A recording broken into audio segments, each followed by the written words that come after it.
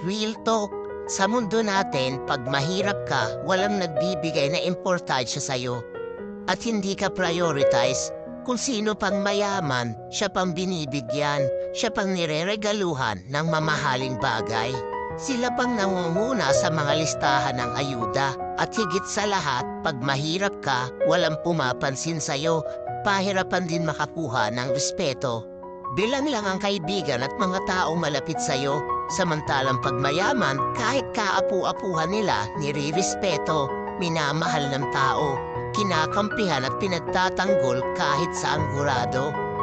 Ang unfair sa mundo, no? Dinaig pa ng tao ang Diyos. Dahil sa mata ng Diyos, lahat tayo pantay-pantay ang estado. Samantalang ang tao, daig pa murado, humahapanglait at magmata ng kapwa-tao. Tandaan nyo, kahit anong yaman mo sa mundo, pare-pareho lang tayong babalik sa pagiging abo. Magkakaiba lang tayo ng patutunguhan sa oras na tayo ay hatulan na ng may kapal.